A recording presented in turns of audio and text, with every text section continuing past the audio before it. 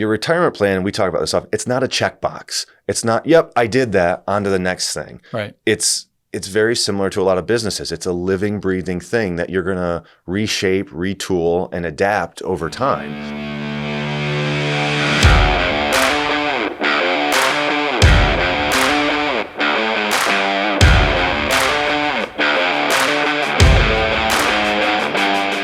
Hey everybody, so welcome to our podcast, and today with me is my special guest. I don't say special because we work together all the time, every day, but for those of you who may not know Kirk, you might be living under a rock because Kirk does a lot of work with a lot of local people, but he is one of our lead advisors, and I'm proud to say one of our partners now here at Stonehouse. So welcome, Kirk. Thank you for your insight. You're going to drop all this knowledge on us today.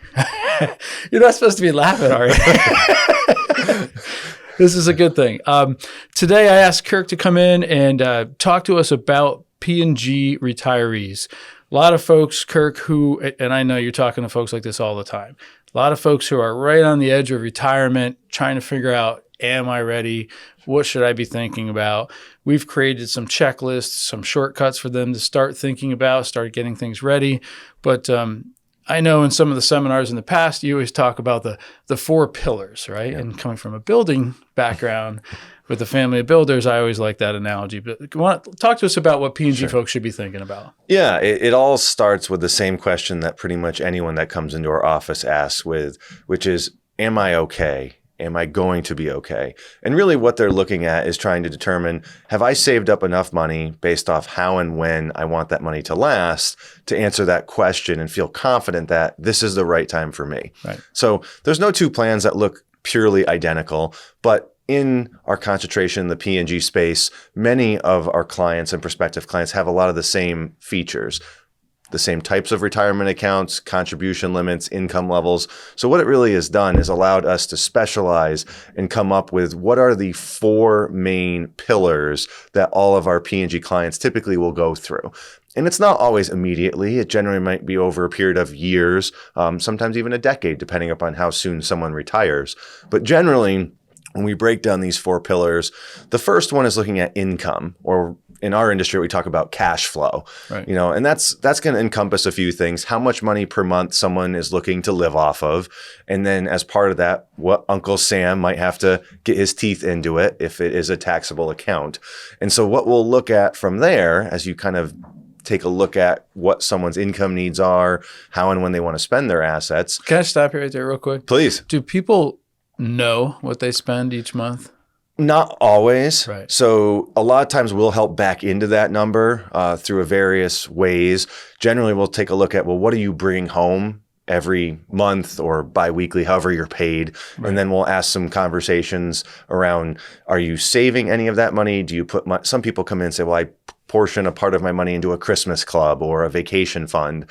Others are obviously putting money into 401ks or retirement accounts or investment accounts where, they're already kind of living off of less. So we can help people back into what they're living off of today. And then ultimately what our analysis and research will show is, what are you able to spend within a range of how long this money may last? So most of the people we meet come in with a sizable amount of money where, if they wanted to spend it all in 3 to 5 years, they could. Right. But generally speaking, that's probably not their objective of saying, I'm going to go back to work in 5 years of retiring. Yeah. So, what we can do is try and back into a number that says, well, what are you used to living off of? And then what are your goals in retirement? Some of our clients will come in knowing, I want to travel the world. I want to just spend a lot of my golden years enjoying all the beautiful things on this planet and seeing them through family and my spouse. Other clients come in with simpler objectives, which is, I just want to feel confident that I can leave work in the rearview mirror and continue to live. Never have to go back. Never have to go back or choose. Sure. That's a big thing, is choose if I want to work.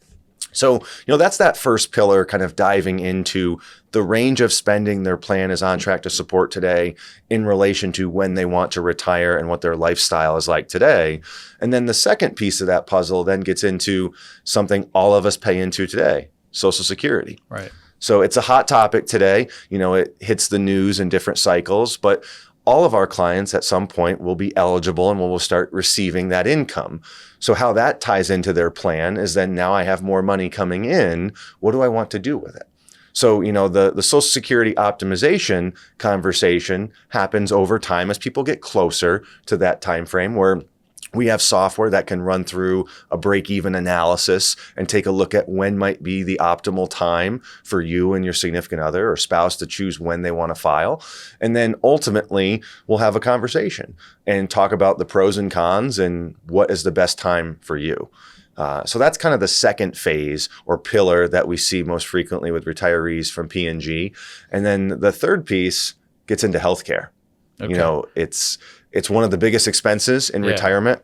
It's also where a lot of the stress is, right? Can be. What do I Absolutely. have? What am I covered for? You hear horror stories from somebody else and want to make sure that doesn't happen to you. And our health changes, right? As we get older, a lot of times our health may look different than in the past. And so, running through all those ups and downs of what your healthcare needs might be when you first retire versus throughout retirement, is a big part of the process. And it's that one thing we talk about in our office all the time is change is constant. And so that's the big piece of your planner is we need to be changing with you as you go throughout your retirement years. So from a healthcare perspective, we'll see people come in that are retiring pre-65.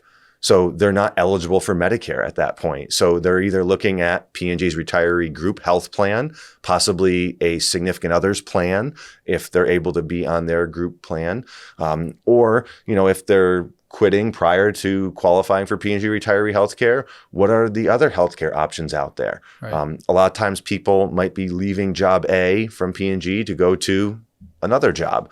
So, what are then those options if when I look to retire from there, what are my healthcare costs going to be? Yeah, just had the other day had John Ebersole from Medicare Madness in here, and he was talking about that specific thing that a lot of times when the one spouse is retiring before the other spouse. And so you may have some eligibility still on the other spouse's health care plan. You might be able to choose what's going on with P&G. You might have Medicare as an option.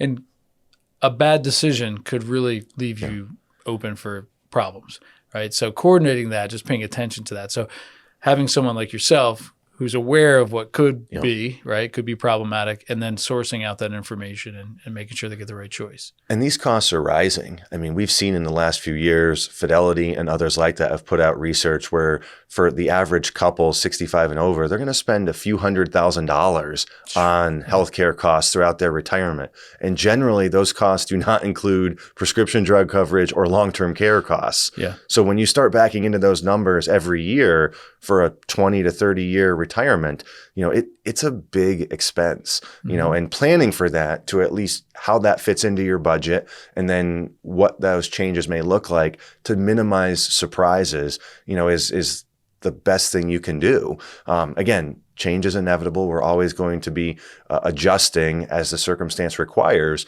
but at least having a plan in place as to what that coverage might look like. What are those different triggers as you approach 65 for Medicare eligibility, and how your group health plan versus your retirement plan versus Medicare might all intertwine. Yeah. Yeah. So that we got the 3 pillars, right? Right. What's the 4th? So the 4th pillar in there starts thinking about longer term. And this is where we'll talk about it in terms of estate planning. So, in its simplest form, you'll be talking about just basic estate planning documents. Do I have a current updated will? Do I have a healthcare power of attorney, a financial power of attorney where, a living document, if I wasn't able to make those decisions or I wanted to appoint someone on my behalf to act as that stand-in for me, do I have those in place? And then the last document there is your last will and testament. These are the things that generally speaking are not the most pleasant as financial advisors to talk about, but they can be the most practical. Sure. Because doing a little bit of planning today could really streamline your family and heirs, hopefully a long time in the future, and that's where then from that side, all of our clients will eventually get to a point where say, I might need to adjust those plans. Right. So, again, you'll adjust that estate plan 2 to 3 times throughout your retirement and potentially have conversations around gifting. Do I need trusts? Do I just need a basic estate plan? Is it updated? I see a lot of clients that come in and say, well, I did that when the kids were born, but I haven't touched it since. Yeah, they're 30 now. Right. Right. Exactly. So as I'm listening to you, so if I'm in the perspective of the client, that's all fantastic what you just said. It's also a little overwhelming. Sure. Are you telling me that you're going to go through all that stuff in a meeting? Yeah, no. I mean, it would be a very long meeting. Right. So what I like to describe to most people is this is a marathon. This isn't a sprint here. So, we're going to take it step by step or, follow our current best approach that says with where you're at today, what is the most pressing issue? So if we see a P&G retiree who's, let's say, 50 to 60 years old, thinking about retiring in the next 5 years, we may touch on what their Social Security plan is, talk about estate planning and certainly discuss what the healthcare considerations are. But most likely we're going to focus on the cash flow and look at where is their monthly income going to come from when they decide to call it a career and transition into their retirement versus someone coming into our door that says, I'm 64 years old, I'm thinking about Medicare, I'm also coordinating my retirement plan. Well, we might have to do one or two things at that same time. So it might be over one or two meetings, but ultimately there are going to be decisions that you layer on over a period of time, not just in one 60-minute meeting where you're going to say, you cover all that in an hour. Yeah. Well, I think you said it earlier about the one constant is change. Yeah. I've heard you say that before. I really like that phrase. I'm stealing it. I think I already have. But a lot of folks think that when they come through the door and we help them walk right through that retirement process and now they're in retirement all right, like that work is done. Well, not really. I mean, it's time to go have some fun, do whatever, work your other job, retire, travel, spend with the kids, whatever. But there's a lot of work that continues to be done year in and year out that a lot of folks just didn't really see coming. Yeah. Yeah. But we do. We do it all the time. And, your retirement plan, we talk about this stuff. It's not a checkbox. It's not, yep, I did that, on to the next thing. Right. It's very similar to a lot of businesses. It's a living, breathing thing that you're going to reshape, retool, and adapt over time. And that's where, in our view, having a planner who knows your goals, your interests, and your priorities is crucial because there are a lot of people out there that might think, well, I don't necessarily want to partner with that advisor, or I'm intimidated by it, or I think I can do it myself.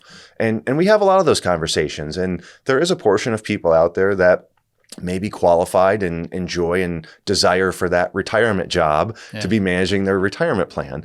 But most of the people we meet are usually either looking for someone to bounce ideas off of, to take on some of that heavy lifting and partner with them to help walk through all these things. Or B, they're looking at saying, well, even if I, as myself, enjoy this because it's my career, my spouse may have different interests. Yeah. So what if something happened to me? What would my spouse do? Who would they turn to? And that's a big part of the service we offer too, is, not just managing your assets and income needs and beneficiary planning, but ultimately streamlining that for your entire family to say, we're a resource here for everyone. Yeah. Your kids, your spouse, parents, a lot of times we'll answer those questions that aren't even related to you, but that might be something you have an interest to know more about. Sure. Again, going with the constant change, right? I'm smiling here because I'm thinking about my dad, and my dad started his career as a mechanic. And there are good mechanics and great mechanics. Good mechanics can change oil and do the tire rotation, do the brake pads, all that stuff. Great mechanics can problem solve. Mm-hmm. And I think so there's a lot of things that we do for clients. It's kind of boilerplate. Just, you customize a little bit here and there. And that's great. It's wonderful to help when they're saving for a goal and they get there and they use that money to do this or whatever. That's a wonderful feeling because it played out as it was mapped out, right? Yep. But life throws you the curveballs constantly, that constant change. And we also have to sit with folks who just lost their spouse, right? Or came down with some sort of a medical issue, right? Or they have to deal with, or their kids need help. And then like, hey, I need to take some of this money to go help my daughter for whatever. Right. Can I do it? Right. How do I solve this? How do I change? My life just got turned upside down. Sometimes you don't want to be in those situations, but when you can be that resource for them so they can go, oh, I didn't know what I was going to do. Now at least I have an idea, right? That's a pretty cool feeling. It is, and there's a lot of reward to that. during those difficult times where then your planner can step in and say, look, I can't solve everything, but I can take this one thing off your plate and try and ease that burden for you. The other thing that was making me smile when you were chatting is thinking about, some of the pitfalls that people come in. And I use this analogy often is no one's called me for a Ferrari to this point. Right. Maybe someday I'll have that investor. Because of the potholes up in Northeast PA. but no one's came in for that one discretionary purchase like an automobile or something that says, oh, this is just so extravagant that, I'm just doing it. Like that's not where sometimes these pitfalls can come up. They can come up from unexpected things, whether it's yourself or a family member, or sometimes it can just be patterns. Mm-hmm. So, that's a big important job too, is having a relationship with your planner that says, look, they can deliver it to you directly that says, look, we're getting off track here. Yeah. We built a plan prior to you retiring that said, look, these are our top priorities and our assumptions and how we are going to get there. But I like to tell most people, once you've retired, those bars go away. There is no buffer there. It's essentially a phone call to you or I and the John or Jane Doe client saying, hey, I'd like to take a distribution for X, and we discuss it, but it's ultimately their money. Yeah. So, the idea there is just to be, real with people, and just saying, look, we're getting a little bit off the rails and it's ultimately your money. So if that's something you're comfortable with, no problem. But just be aware that you might have an issue here 10, 15 years down the road. And, that could then bring a whole set of circumstances with it. Yeah. Yeah. So planning is as good as what we know today. Right. And we're making assumptions. That's right. Assumptions change. It never plays out exactly like that. Right. So it's always got to tweak it. But let me bring this back to, so this is, we are wanting to focus on folks who are sort of at the gate of leaving their P&G retirees, right? One of the questions, I know you get it a lot, is regarding the stock price, right? They're focusing on, maybe they've met with you a couple of times or met with our office. They're doing all the right things, but it's just a matter of, all right, I think I can retire. And a lot of them can, but they want to time it on the price of the stock. It just went up 5%. I'm going to wait for it to go another 5%, or it just went down 5%. I can't do it now. I got to wait for it to come. So how do you handle that on the upswings of the stock and the downswings? Yeah. So anytime you're talking about single stock risk, which is what we're talking about here for most of the clients we see retiring from P&G, because they have such a big amount or concentration of that, the first thing we're going to do is try and minimize that as much as we can. Second part to that is it doesn't have to happen immediately. We can do that in stages. The profit sharing trust plan allows for that. But yet while you're still working, there is a baseline where you have to keep at least 40% of your stock in the plan invested in the company stock. So there's always that elephant in the room of saying, well, where is it going to go within a week? How quickly can I diversify that further if I feel more comfortable with that as I approach retirement and don't want all my eggs in that one basket? Literally, and that's really where a lot of times this conversation will start. So, what we'll talk with folks with that is saying, look, let's make sure that your long-term plan is sustainable, where that couple percent move doesn't completely break your plan. Generally, the short answer is if that small of a move completely derails the long term, it's probably too tight. Yeah. You should either be adjusting your distributions, working longer, spending less, again, working part-time, is a common thing we see with clients. But, you don't want things to be so tight where then a $1 to $3, let's even say $1 to $5 move now says, oh my gosh, I'm completely behind the 8 ball, because there's no way to time the stock that specifically to know exactly here's where it's going to go up and here's when it's going to go down. I wish we could. Yeah, sure. So we'll look for a little bit broader averages to say, is there enough buffer or what we joke with flexibility in your plan that says, okay, by the time you retire, by the time you complete the rollover, if something does come up, what are those moves that we could make? And those are the things that you'll work with preemptively prior to someone retiring versus just saying, okay, I retired and I was told to come see you and I have 100% of my money in P&G stock. This is what I have. What can you do for me? Yeah. We certainly can help that person, but many times people are coming to us a year, 2 years, 5 years in advance of their retirement to start mapping that out, because it just allows that process to feel a little bit more smoother versus, rushed. Yep. Yeah, we actually had someone at one of our seminars raise their hand at the end. It was super nice of him and said, if anybody is even thinking about you're close to something like this or a major decision, please, I encourage you to go see these guys. I thought I had all my ducks in a row, and I realized there were some things I was missing, and now Sure. I feel a lot more confident. Right? That's what it's all about. There's a lot of moving pieces, and you're making a change in your life that for the last several decades, for most of the people we work with, it's now relying on an income stream that isn't you going to work every day. Right. So there's a natural level of apprehension, concern, a little bit of anxiousness, but if done properly, you can mitigate that by planning. And it doesn't eliminate it fully. There's always that little bit of nervous energy that plays in, but what happens 9.9 out of 10 times is a month, a quarter, 6 months, a year goes by. And before you know it, we're talking about, can you believe you've been retired for 5 years already? Yeah. And time has a way of going by. Right. So, it's natural to be a little bit nervous on the front end, but that's where then looking at your long-term plan. And, today more than ever, we always talk about that because if you're investing for a long time, there's going to be those storms.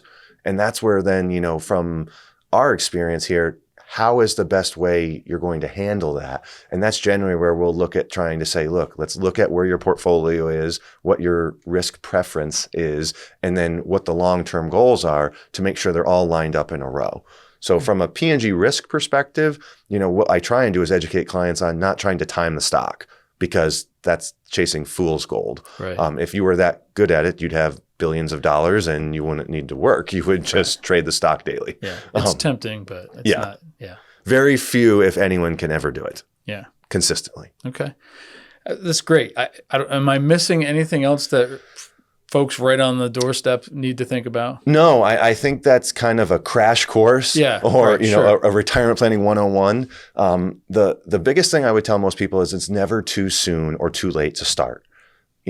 We get a lot of folks that feel when they come in, they say there's just this intimidation factor. And at least at Stonehouse, what we've always tried to develop is, a no hassle, no high pressure sales, more of a conversation or a family office feel where let's sit down and see where you're at today. And are we the right partner to help you get where you want to go? Yeah. So I've had a lot of these conversations with folks that have come in and said, I wish I started sooner, or I want to get my kids thinking about this because, they're younger but early or mid-career, and I wish I just began the process earlier.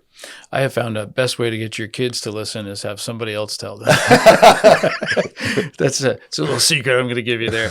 So Kirk Lunger, I thank you very much. Kirk is an advisor and partner at Stonehouse, along with myself, Bob Brown. And just to anybody else thinking about what you're doing here, we work with a lot of P&G folks, both locally here in Northeast PA, but also across the country at various locations.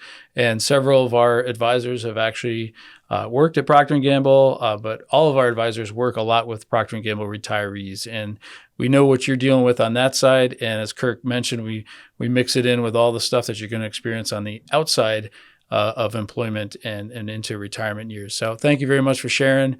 And I'm going to catch you for a bunch more of these videos in the future. So thanks, Kirk. You're welcome.